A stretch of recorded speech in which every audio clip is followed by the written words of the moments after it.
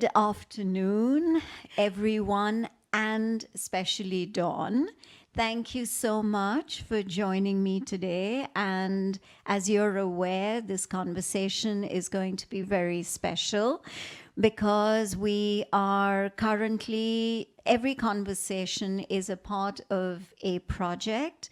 And the project is essentially to revive memories of Singapore as it used to be in comparison to how modern and different it has become today. So thank you, Dawn. I'm looking forward to have you share your memories with us. Thank you for having me here. And I was born in the 1960s, so growing up is really witnessing the Singapore progress from the 60s to now. 60 years. Yeah. That's incredible. So 60 years, you have so much to share and so many memories to actually, which may have at some point impacted your life, I am sure, and have actually made you the kind of person that you are today. So let me just start a little bit with your background. What is it that you do now? That's one. And then, of course, we move on to your growing up years and some of the experiences that you would like to share with us. Currently, we run two companies that's doing arts with community, another one on the enrichment education into arts, drama, maths and science with preschooler, primary and secondary school. So we do a lot of community work and spend a lot of time with seniors as well as the young and the families. So we connect a lot with people on the ground.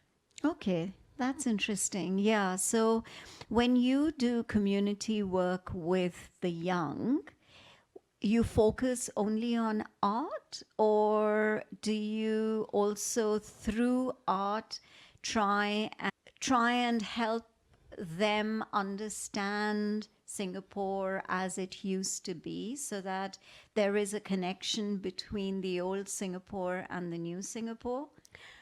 Oh, definitely we do that because we use arts to connect people with their own culture, with their heritage, as well to understand the history of Singapore. To understand the history of Singapore, for example, like walking the Singapore River and using arts to tell the stories of the big Singapore story, where it started all from the river. Okay. Okay. Yeah. Good. Yeah. I've had a few conversations with people talking about about the Singapore River. I think it had a very significant and important backdrop to Singapore as it was all those years ago. Now let's just dive into your memories of Singapore. And I know I can see some photographs that you have very kindly got for us to have a look at. So let's just go back to your younger days and what kind of memories or images that come to your mind, different parts of, because I understand that you grew up somewhere and then you've got images of other places as well. So let's start from where you grew up and some background to that. Sure. I would like to start with where I was born, where I lived growing Okay. up, Okay. as well as the parts of really growing up of the three worlds: happy world as in gay world, the new world, Okay. the great world. Okay. Great. Yeah, these are all my childhood time, all the way from birth. Siglap is a very unique, nice place where they used to have this fishing village, Siglap, near the beach. Currently, I believe is Mandarin Gardens, but before it was used to be sea before the reclamation. And this year, the year that I was born, 1963, now the whole world know my age. Yeah, that year was a tiger year. In Okay. Chinese calendar, that year was a Chinese tiger, 5-year tiger year. So my mom was telling me that on the first day of Chinese New Year, they went movie. As they came back to the kampong, the whole kampong was on fire. and it was all burned down. So government then built 4 very unique flats, only 5 stories, 4 blocks, just to house the villagers from the kampong who were made homeless. And that was a period of unrest. My memories was very unique and fragmented, but very vivid. I didn't check with anybody, any adult, that I always have these flashes of memories of people throwing cabinets, table, beds, chairs into the stairwell of the block that I was staying. And I kept hearing voices of throwing things, boiling water, throwing down. So only recently, this year, I checked with my uncle. He said yes. And why did you feel the need to check with your uncle? Because it's so many years now. Why didn't you check with anybody before, and why now? Recently, I knew that these 4 blocks are going to be torn down. At the end, SIA decided to keep block 1, which is where I was born. They asked for stories, and we are going to rebuild this whole place into memories, museum for the community. So that's why I needed to check on all these memories I had, because I was like 1, 2, or 3 years old then. So my uncle double confirmed that yes, that actually happened. People, the whole block throwing everything they could down the stairway to block, because there were riots then between Malay and Chinese, and they were on guard. And the people in the block, I had Malay neighbors. We are all together protecting the people from the block. And there were things being thrown down, boiling hot water, stones, and my uncle was on guard as well. Yeah, but that was all the past. I'm very happy that today we're all living in harmony. We, coming from that age, we believe that deep in my heart, the racial harmony is something that is so important, and we have come a long way to achieve this today. We have to really maintain this harmony among us. We are all brother and sister. No, absolutely. And I think Singapore is globally known as probably one of the only countries where racial harmony is so, it's just there. And the fact that people live and appreciate and understand each other's communities and are also, it's one Singapore. It's not that I am of a different race. It doesn't matter here. And I think that is something which is so unique of Singapore, and the fact that you saw it differently and now you see so much harmony. I think you've seen the transition, and that is it must be very personal for you. Yes, definitely. So with my Malay neighbors, with my Indian neighbors, we are all abang, brother and sister right now in my community. I'm out there, and there's no differences among us because we are all Singaporeans. Exactly. We all live here, and we have to be united because the world is in turmoil, but not here. I hope you won't. Yeah, no, absolutely. No. This Lumina Vitae episode is brought to you by the Bloom Fund, managed by TRCL. The Bloom Fund is an intergenerational initiative dedicated to bridging generations and fostering meaningful connections between seniors and younger communities. By promoting shared experiences and mutual understanding, the fund aims to reduce social isolation, cultivate empathy, and build a more inclusive and compassionate society.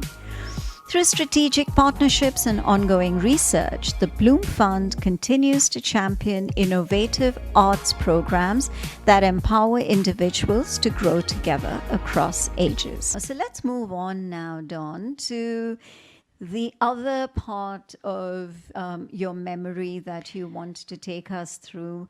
This memory lane looks very different from your experience. So definitely, yeah. Because over the 3 worlds that we had in the 50s, 60s, 70s, we never had shopping center or rather maybe small ones. Gay World, as later known, was earlier called Happy World. Great World is right now where Great World City, right in the middle of Orchard. And New World, now it's at the Jalan Besar area. Oh, so they are all different locations. There are three different Ah. locations, and they were the to-go place for entertainment in the early days. Okay, That so is can the you to-go. just tell us what the difference was between all three? Happy Gay World, Great World, and what was the third world? Happy World. Happy World. Later, Okay. it was known as Gay World. Okay. It's mainly at Geylang area. Okay. And also, we have common exhibition or exposition where a lot more shops was be set up then, but day to day there were shops there selling things.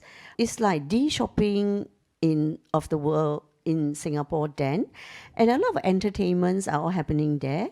Gateway itself has a stadium, so we have basketball and the dances in the evening where entertainment, performances, singing, and all that all happen there. Why I grew up in these three worlds? Because my daddy, my late dad, he did painting, drawing, and most of the signboard in the early days were written hand painted by my father. So Especially, he was an artist. yes. Okay. And the movie theater, each world they have their own movie theaters, and my father painted the movie posters. Ah. Yeah. So when okay. I was young, And most of the movies were Chinese movies? you or have both English and Chinese. Okay. Yeah. Okay. So because my dad has a shop there, is advertising agent. After school, I'm always here. With this, I get to know all the shopkeepers there. Opposite my dad's shop was a bookstore, and I get to read all the books free. I don't have to buy. And they just let me take one book, stand there, or sit down there, flip through all the books, including the comics and so on. And the amusement park, once I step in, the uncle will let me play. It was 20 cents then. The uncle will let me play all for free. Yeah, he will have a way to jam the machine. I don't have to put coins. I will play 2 to 3 hours without paying. You were privileged. Of course. And all the movie theaters there are 3 movie theaters. I get to see all the show free. Yeah, because the uncle knows me. Yeah.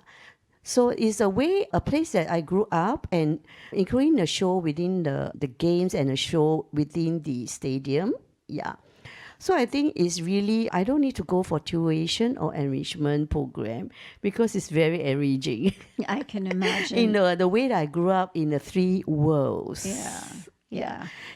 Including yeah. from a young age, I was like selling things at the shop too. Because when they were exposition, my father would take many other products and start selling, including furniture, shirts, bowls, plates, and mattresses, and what have you. Yeah. So from a very young age, I'm already selling things. Okay. No, that's good. That's good. So what has become of Happy World now, or Gay World? Sadly, the trend has to go was that with more shopping mall coming up and shopping centers and all that. These are the old time kind of shops that they had to make way for new shopping mall. So Great World is where the Great World now is, and the New World has become City Mall at Jalan Besar. Gay World has been demolished and it's just private houses now. Yeah. So what happened to all the vendors? Where did they all go? What happened to their livelihood? They had to move to other area and perhaps into the shopping mall. So my dad he bought his own advertising agency at Bedok. Yeah. So yeah, then life goes on. They still do the same old job. So what do you hope from all these memories for the younger generation to actually find a way to stay connected with the old Singapore? it's very nostalgic for people like us. We have gone through all this progression that was made, because which country in the world that you see a change from third world to first world? And in such a short time. In such a short time, Yeah. in one generation, Yeah. that you could witness that, and the change from old tattered shops and all to a modern big shopping mall. I would like to share with my children, my grandchildren, is to appreciate what we have today, and to know that what we have earned today did not come easy. And the pioneer generation worked very hard. Yeah, absolutely. Thank you so much, Dawn. Thank you for sharing a part of, I know it's a very small part of your life, but at least it is something which you treasure. And through this project, we will be able to treasure on your behalf for you. Thank you so much for sharing you with us. Thank you so much. This is really my honor to be here. Great. Look forward to more memories being shared. Thank you.